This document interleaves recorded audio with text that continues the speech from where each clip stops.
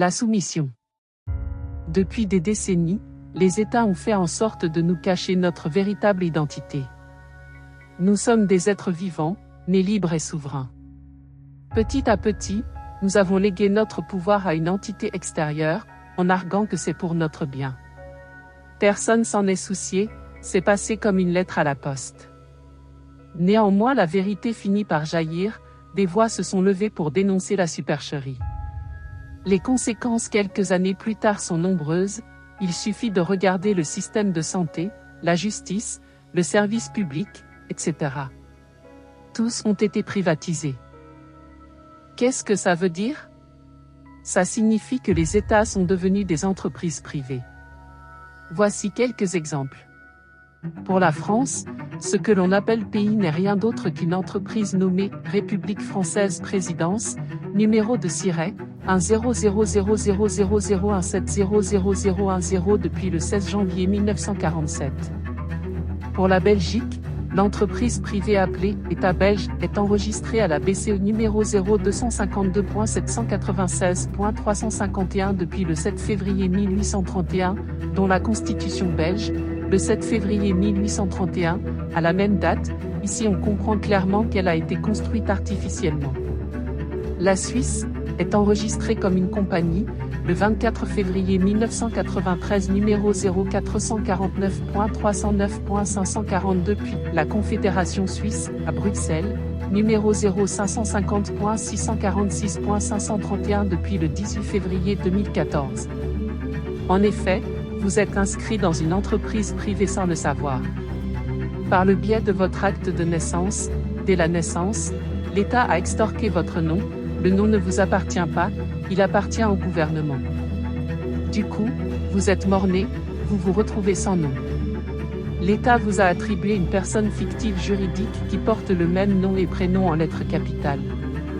C'est facile à vérifier, il suffit de jeter un coup d'œil à votre pièce d'identité, passeport, permis de conduire, compte bancaire, etc.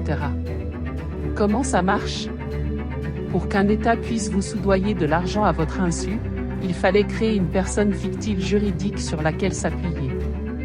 Pour ce faire, ils ont créé un acte de naissance portant votre prénom et votre nom en lettres capitales qui est la propriété de la société appelée République française Présidence, selon les États. En effet, un contrat ne peut se faire qu'avec un rapport d'égalité, une société ne peut pas contracter avec un être vivant. D'où la construction juridique fictive afin que votre identité devienne contractuelle. Et ainsi, vous soudoyez de l'argent sans votre consentement. Le titre suivi du prénom et du nom est un moyen de vous tromper. Exemple. Monsieur Jean Petit, tout en majuscule. Jean Petit, le nom de famille en majuscule. Monsieur Jean Petit, avec le titre et le reste en minuscule. Ce sont des façons d'écrire la personne fictive juridique. Or si on devait l'écrire en minuscule sans le titre, Jean Petit, alors cette personne n'existe pas pour l'État alias l'entreprise. C'est donc votre vrai prénom et nom de famille. Depuis tout ce temps, personne ne s'est posé la question pourquoi sur mon passeport, il est noté « Ce document reste la propriété de l'État », pourquoi au dos de votre pièce d'identité, j'ai une autre signature. Tout simplement, ce n'est pas vous, c'est une personne fictive juridique de l'État. C'est ainsi qu'il obtient la soumission du peuple. Clairement, c'est une violation de l'article 4 des droits de l'homme. En croyant bien faire, vous vous soumettez à toutes les injonctions qui vous sont imposées, les gendarmes, les policiers, les huissiers de justice. Et ce, en toute illégalité. Vous n'avez souscrit à aucun contrat, sauf par tromperie et manipulation sans votre consentement. Heureusement, il y a des solutions pour se libérer, mais cela nécessite une démarche de votre part. Comment devenir libre? Tout d'abord, il faut créer un acte de naissance portant votre vrai prénom et nom, sans le titre, afin de revendiquer votre existence. Le site CLC International français, www.clcfr.com, permet de vous enregistrer gratuitement et ainsi créer un certificat de naissance reconnu. Dès que vous serez dans la base de données, vous confirmerez votre existence en tant qu'être libre et vivant.